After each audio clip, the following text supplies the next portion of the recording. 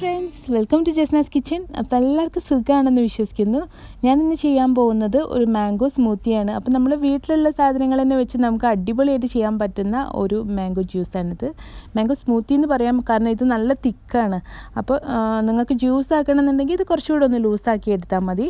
അപ്പോൾ നല്ല ടേസ്റ്റ് ആട്ടോ. അപ്പോൾ തീർച്ചയായിട്ടും ഇതുപോലെ തന്നെ ഒന്ന് ട്രൈ ചെയ്ത് നോക്കുക.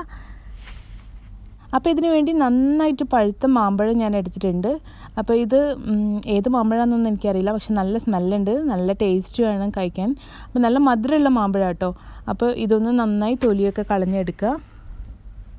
അപ്പോൾ ഇതിൻ്റെ തൊലിയൊക്കെ കളഞ്ഞെടുത്തിട്ടുണ്ട്. ഇനി ഇത് ഞാനൊന്ന് കട്ട് ചെയ്തെടുക്കാൻ പോവുക. അതിനുശേഷം ഞാനിതൊന്ന് ഫ്രീസറിൽ വെക്കും. അപ്പോൾ ഫ്രീസറിൽ വെച്ച് ഇത് നന്നായിട്ട് ഐസായി വരും. അപ്പോഴാണ് ഇത് അടിച്ചാൽ കൂടുതൽ ടേസ്റ്റ് കിട്ടുന്നത്.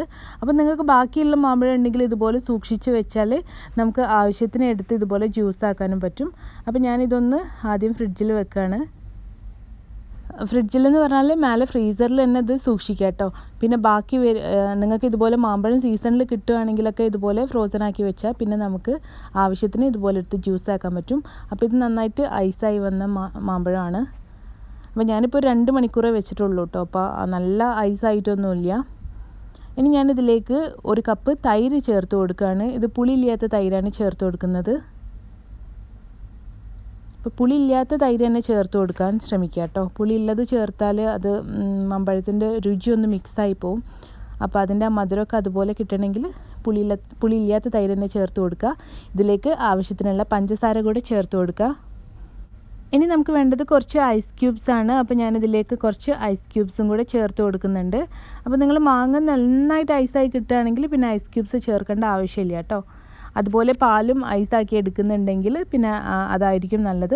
ഞാനിപ്പോൾ മാങ്ങ ഇത് ഐസാക്കി എടുത്തുകൊണ്ട് തന്നെ ഇതിലേക്ക് ഞാൻ പാലാണ് ചേർത്ത് കൊടുക്കുന്നത്. അപ്പോൾ നല്ല തിക്കായിട്ടായിരിക്കുന്നത് കണ്ടോ. നമുക്കിത് സ്പൂണൊന്നും വിട്ട് കിട്ടാത്ത പാകത്തിലായിരിക്കുന്നത്. അപ്പോൾ അതുകൊണ്ട് തന്നെ ഇതിലേക്ക് ഞാൻ കുറച്ച് പാലും കൂടി ചേർത്ത് കൊടുക്കുന്നുണ്ട്. അപ്പം നിങ്ങൾക്കിത് ഒരു തിക്ക് സ്മൂത്തിയാണ് വേണ്ടതെന്നുണ്ടെങ്കിൽ ഒരുപാട് പാലൊന്നും ചേർക്കേണ്ട ആവശ്യമില്ല. കുറച്ച് ലൂസാവാൻ വേണ്ടി മാത്രം പാൽ ചേർത്ത് കൊടുത്താൽ മതി.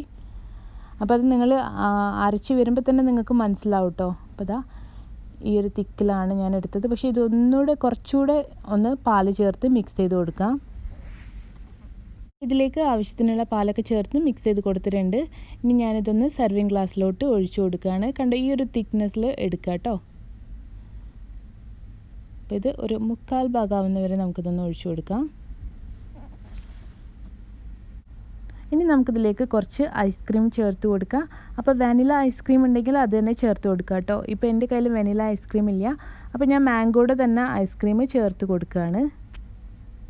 ഇനി ഇതിൻ്റെ മേലെ കുറച്ച് ഗാർണിഷിങ്ങിന് വേണ്ടിയിട്ട് കുറച്ച് പിസ്ത ചേർത്ത് കൊടുത്തിട്ടുണ്ട്. അതുപോലെ തന്നെ മാംഗോയുടെ പീസും ചേർത്ത് കൊടുത്തിട്ടുണ്ട്.